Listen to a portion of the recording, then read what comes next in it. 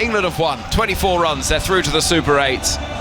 It wasn't entirely convincing. I'm sure that areas that England need to work on will be examined once more, but they've got through. They've won the game by 24 runs, and they can head to Sri Lanka in the Super 8.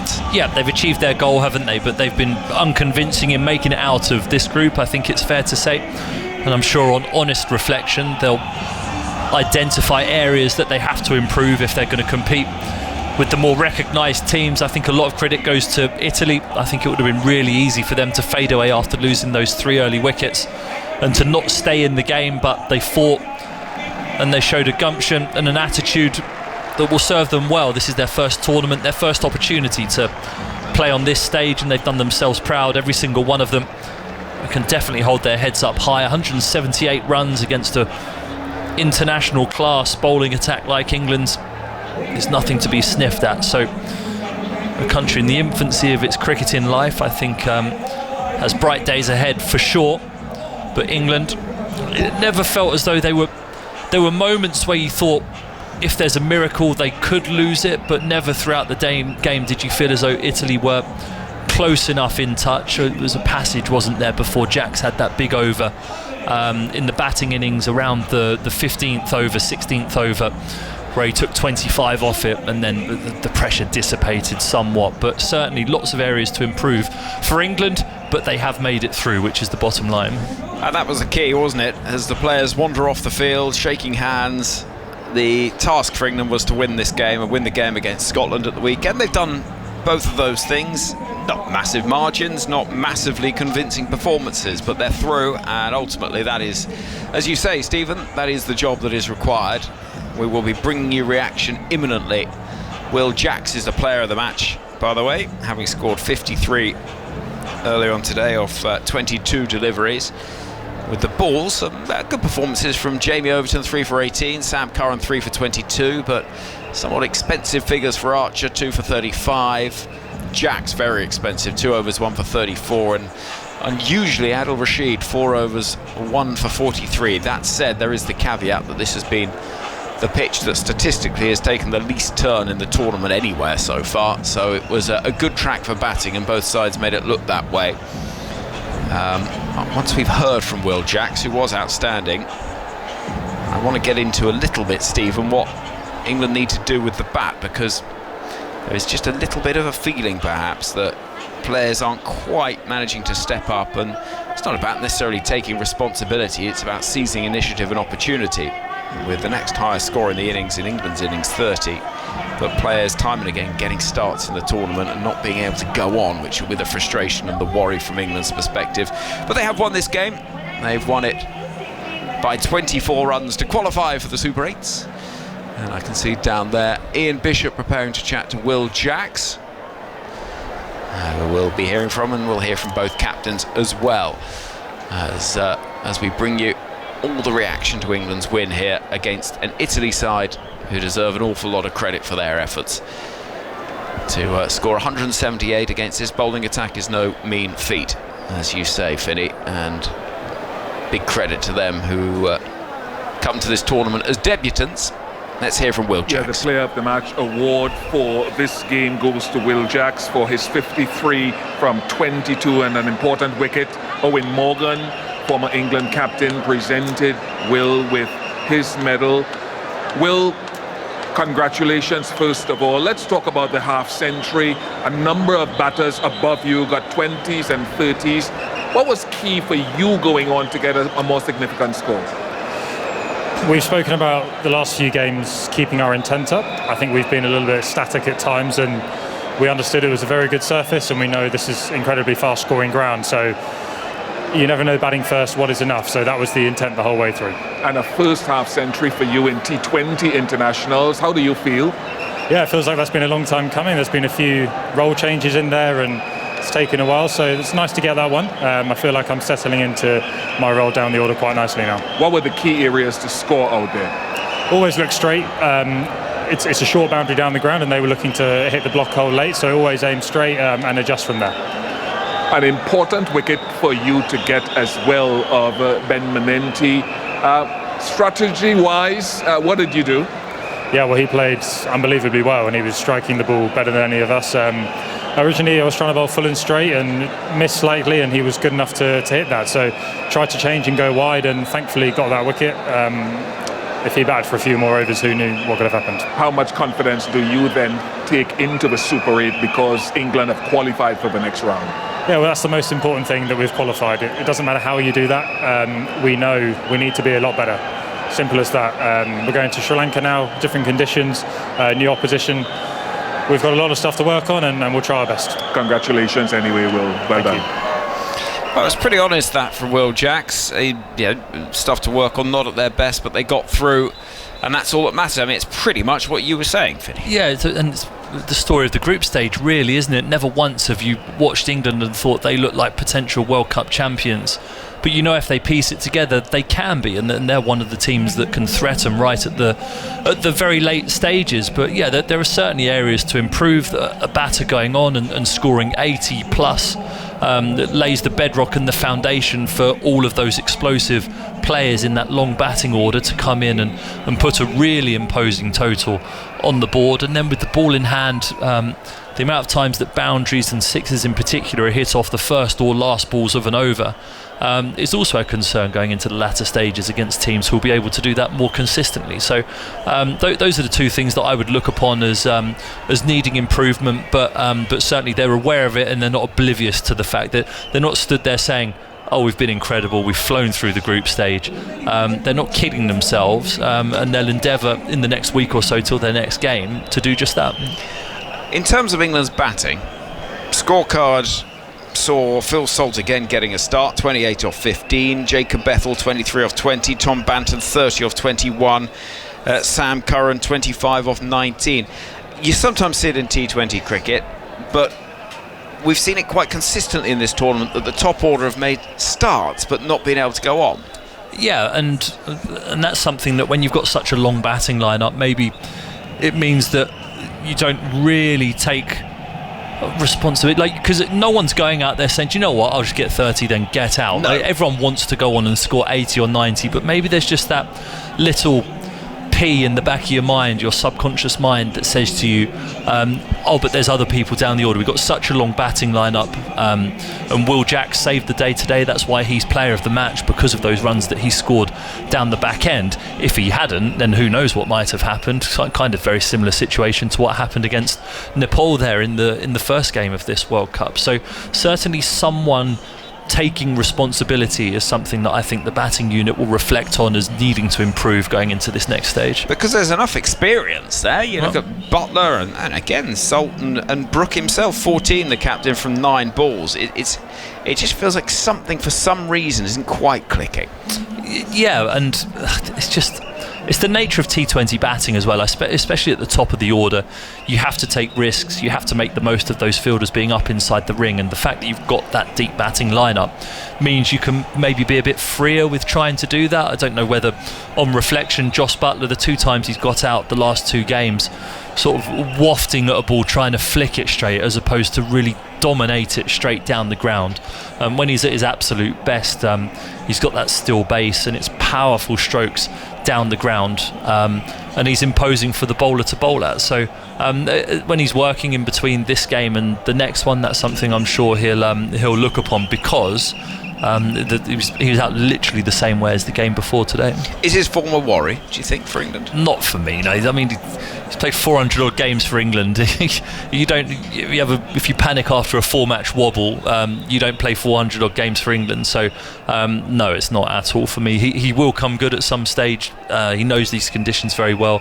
He should be very confident and have the belief that he can make a difference in this tournament for England. Will Jack saying there that he's enjoying the responsibility down the order to be that finisher. 53 not out from 22 balls. It was a really impressive knock, that. It was, and he's doing it really well. I'm sure he'd rather be opening the batting, that's for sure, because it's the best place to be. But with the power and the skill of the players at the top of the order, there's no room for him. So as any player does, as I would have done if Andrew Strauss had said to me, you play the test tomorrow but I want you to bowl left arm spin, you would try and do that. So he's trying to figure out a way, and he's having to learn on the job in international cricket about batting at number 7, and he's done it excellently in 2 of the 3 games that England have won. He's been a huge difference between the 2 teams. Yeah, and it is that power, and sometimes it's easy to think, oh well, the extra power down the order, it's giving too much license to those at the top to not take responsibility, but it should be seen as a positive that England bat so deep. Absolutely, yeah, it's certainly a good thing, and you do need different people to put their hands up throughout an international tournament like this. It can't just be the same players all the time who are scoring the runs or taking the wickets. So certainly for him to have done it in this tournament and not to have been a name in vogue coming into it is a good thing. What about the bowling, Stephen? Because Italy, they got some big scores in there. Ben Menenti 60 off 25, and Will Jacks got his wicket, but it was an over that I think it's fair to say had England panicking briefly, because I was just downstairs walking around the ground, but it was a drama personified. Right here, 2 captains within Bishop. Congratulations to England on their progression to the Super 8 phase of this tournament. Harry Menenti, the Italy captain, is here with me. Harry, commiserations, and we all mean that. It was a spirited performance at the top in the field. Where did you feel 202 was at the halfway stage? Yeah, I think we always knew that England were going to come hard, and that's the way they play their cricket, and it's entertaining. But we knew if we could try and take wickets throughout the start of that game, we were always in it for the middle and the back end. And you did take wickets. A number of guys in that top order were getting 20s, 30s, etc. And it wasn't until Will Jacks got a half century that there was a score of significance. What was the challenge there, bowling to Will at the back end? Yeah, I think he batted excellently and showed that when you take it deep, when you've got that power in their lineup, that anything can happen really. But we will try and do our best on a smallish field and on a good wicket against a really good lineup to try and minimise their total where we could, and we knew that wickets up the front end would hopefully do that. And as you could see, 200 wasn't that far above par today, but yeah, we probably let them get a few too many, which hurt us in the chase. And in that chase, Musker, Jay and your brother, again with a half century as he did against Scotland, kept you in it. Yeah, that was some impressive hitting. We lost a few early, and for him to come out and just strike the ball from the get-go really put pressure on the England, and you could see that towards the back end. Grant Stewart did the same thing when he came out, and it showed that when you get a little partnership together and put some pressure on, that anything can happen. Throughout this ICC Men's T20 World Cup, we're seeing a number of the associates, including yourself, and it's not being disparaging by any means. You're getting to those positions, but that final kick just isn't coming. Can you put your finger on why that might be? Yeah, I think a lot of the associate nations have really put some pressure on some big nations, and that's really exciting from the game's point of view, I think. We're one of those teams who today we put some pressure on England, and we had no right to really. Against Nepal, we played a really good game of cricket as well. So I think it's impressive across the competition that's happening. Good for the game, especially with 20 teams in the competition. But I think it's just a matter of games under our belt in those situations against class opposition. One of the top-ranked teams in the world. For us, who are ranked 27th, to be coming out here and putting pressure on them is something that we should take great belief in, that we can keep doing that moving forward. There's a little bit of emotion that you can't hide from the cameras. When Ben was dismissed, we had a shot of you at the back of the group there, and the disappointment was palpable. What were your emotions like at that stage? Firstly, I was proud of him. I've seen how hard he works, especially on his batting as well, which probably doesn't get as much of a look in. And tonight he got an opportunity to show the world how good he is with the bat. I thought he bowled a really good first few overs. He got a bit of a tap in that last one, but that's T20 cricket. But it was one of the big components of why we were in this game tonight. And the same thing with Grant Stewart at the end. Like, he's a lower order batter usually in Kent in the county system, and for him to come out tonight and show what he's capable of doing is proud for me as a captain and player of Italy cricket. So hopefully we continue to get these opportunities to show how good some of our players are on the world stage. One more to go, one more opportunity to go. How much are you looking forward to that game against the West Indies? Yeah, we've got nothing to lose. We came in today thinking the same thing.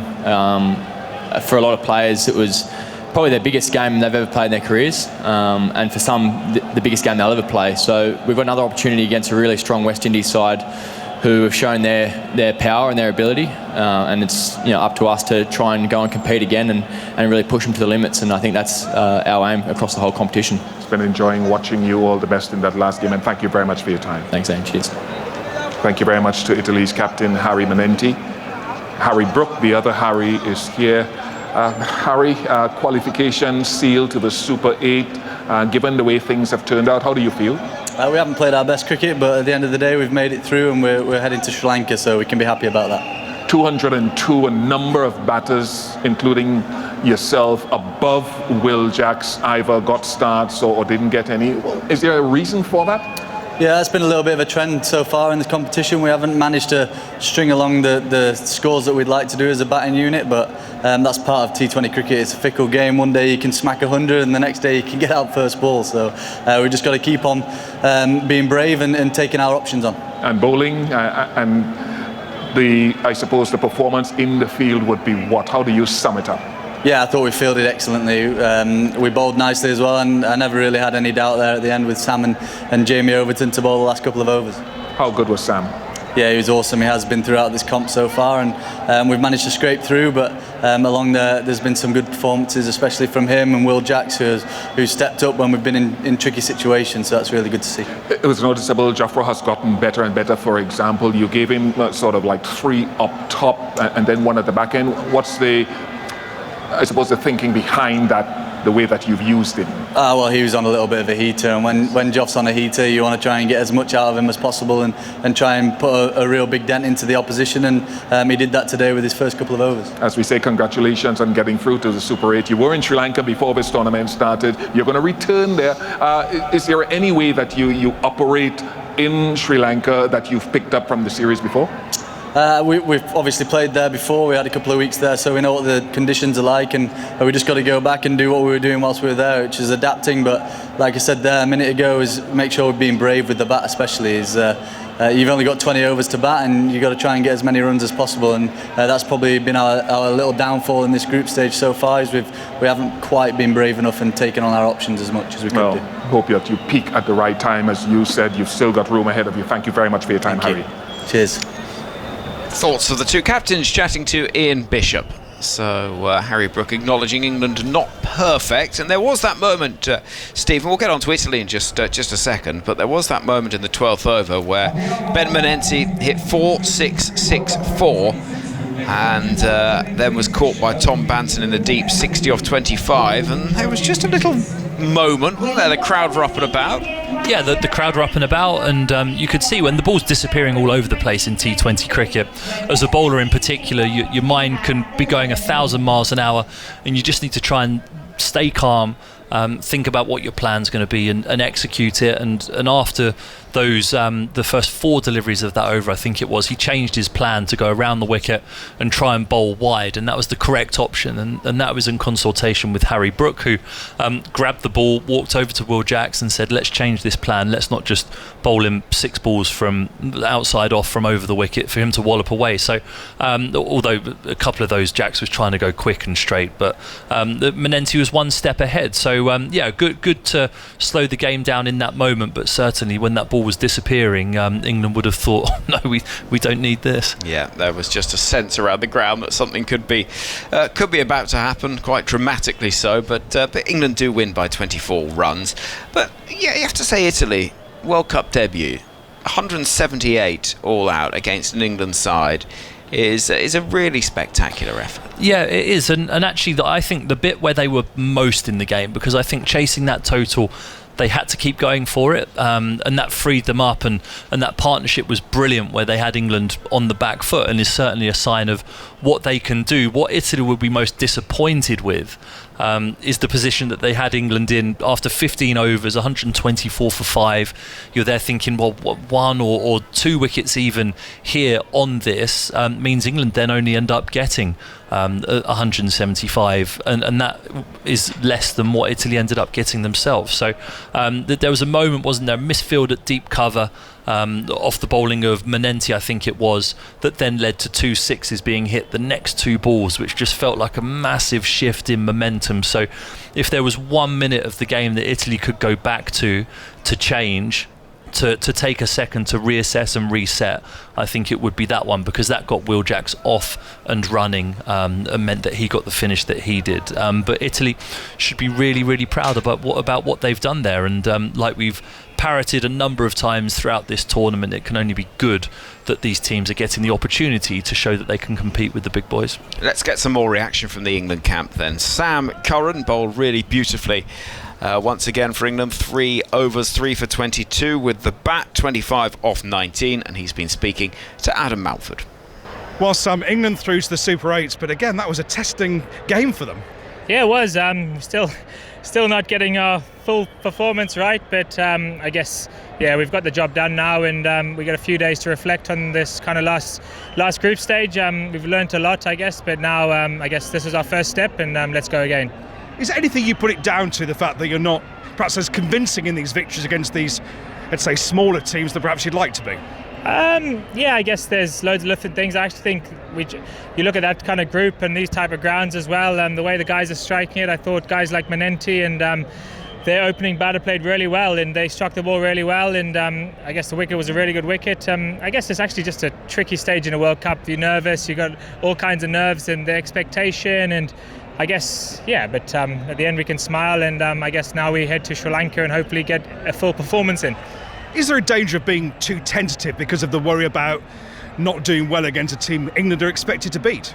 Yeah, of course there is. I think there's nerves, and that's normal. We've spoken about that, and I guess that's why we batted first a little bit today. We tried to put runs on the board, and we started really well at the ball, but Italy came back fighting and kept striking the ball really well. Fantastic ground, this place to bat as well. I guess, yeah, I think now we've got our first step, and now we know we come up against the top teams, and hopefully we come all guns blazing and we fire. Important contribution from yourself with bat and ball. Let's talk about the bat first. You and Will Jacks, that was a significant partnership because England were 104 for 5 at that stage. Yeah, we were. Obviously, same type of situation. Bat with Jaxie a lot. He came in with real nice intent. We kind of worked around 180 the whole way, and naturally the way he was striking it, and Jamie O came in, a nice couple of hits, and yeah, we bat well together. It was a little consolidation period, and get ourselves in, and then we hit some nice hits towards the end. But yeah, another nervy game in the end. But you must enjoy the all-round nature of what you're able to achieve in this England team since you come back into the side. Yeah, it's been pleasing. Baz has given me that full belief and confidence in the roles I'm doing, and I think I've come back in with a little bit of a different mentality in terms of just the way of playing for England. Kind of bring that attitude I've got with my 100 teams in Surrey, and I guess just kind of enjoy it and have that smile on my face again and get in the competitive battle. So you've seen the last couple of games where I guess the pressure's on and it gets competitive. I'm just thinking, well, if I don't do it, I don't do it. But most of the time, if you believe in yourself, you can get there. Let's talk about the bowling effort. As you say, you got over 200. You must have been very confident at the halfway stage, and then you get the early wickets as well. So, you know, that must have been a good place for England to be at that stage. Yeah, good score. I thought we would have taken that, but I think that's the hard thing about this format, and we play on really small grounds. I think the conditions in Sri Lanka will be slightly different, which is another challenge. But I guess it's just more the adjusting. Joff bowled beautifully the first couple of overs, nice and fast, got them 1 for 2, so that always dents in their chase. But yeah, the way Harry Menenti boys came out and played put a lot of pressure on us, and clean striking. Grant Stewart plays a lot of county cricket against us, and clean strikers of the ball, so we never take anyone lightly, and they challenged us, and thankfully we got over the line. And you bowled another very important over against Nepal. It was the final over. It was the 19th there. Wickets, keeping the runs down, because they were in with a chance at the start of that over. Yeah, of course. And kind of, I was watching again. You're watching the field. You plan your over, and I guess it just comes down to a little bit of execution. Calcutta is probably one of the toughest places to bowl. I think it's so small. You see their strikes quite effortlessly. Guys hitting sixes. So yeah, it was nice. We're just pleased to get over the line, and I think we got a few days now to head to Sri Lanka and plan for whoever is going to be in our group. obviously, as you say, onto the Super 8s, and I'm sure that, look, every player wants to find form, but unusual to see people like Phil Salt and Joss Butler not quite hitting their straps at the top of the order. They'll be looking to change that round when it comes to the Super 8s. Of course, yeah. We've got such a high quality top order, middle order as well, and that's the best thing. Everyone's standing up a little bit at different stages, and like I said, we're a little bit off from our perfect game, so hopefully guys like Salty, Joss, Brookie and Beth and myself, we can all come off and get those big scores, and I guess, yeah, that's the exciting part. I had a little chat with Morgs before the toss, and I kind of said these are the hardest games because we want to get there so badly, and now we've done it. Now it's kind of like enjoying it. This is our first game, and now we focus on the teams that we know will be in our group. And you know what it's like to win this tournament. You were player of the series when England last won the T20. Are you having that message across the other players, perhaps newer to the team, to say, look, we're in the Super 8s, now anything can happen? Well, I think that'll probably be the chat today after this game. We've kind of got that first hurdle done. We definitely have been not fully at our best, but I guess, like I said, you can look at that in a positive. We come off and we've been to Sri Lanka recently as well, so that was fantastic for us to be there, playing in, I guess, Kandy, where we played a lot of cricket as well recently. So I think we're really well prepared, and hopefully we now that we've got over this small little hurdle, we've been challenged, and now we can go out there and hopefully make the England fans proud. Well played today. Cheers, thank you. Thoughts there of Sam Curran chatting to Adam Mountford. Steve and Finn, before we say goodbye, it's interesting, isn't it, hearing that repeated message that the challenge of playing sides that you never really face and bowlers, batters that you never get the opportunity to come up against when you're so expected to win. Yeah, and it's that pressure that can weigh down on teams quite heavily, can't it? Especially when you're out there in the middle making your decisions. You don't want that little man on your shoulder saying, well, you should be winning this. It takes away your concentration from what you're trying to execute in that very finite moment. So yeah, England will be relieved, I think, to have made it through the group stage. They've been pushed harder than they'd have liked, but they've showed steel and determination in those moments to get through and come out on the right side of those results that maybe in the past other England teams wouldn't have done. So I think that bodes well for them, but I think everyone has repeatedly said the same message, including us up here, that they need to improve and tidy up those areas of their games that we highlighted earlier in order to compete towards the back end of this tournament. But given their recent history in Sri Lanka and the way that they won that T20 and one-day international series in recent times, I think that stands them in good stead. 3 matches in 6 days, 2 in Pallekele, 1 in Colombo. England's next fixture in the Super 8s at 9:30 on Sunday, then Tuesday 1:30, Friday 1:30, and we are getting to the point of understanding who their opponents are going to be, but that is still to be fully determined. So we will, of course, keep you up to date as the tournament moves on.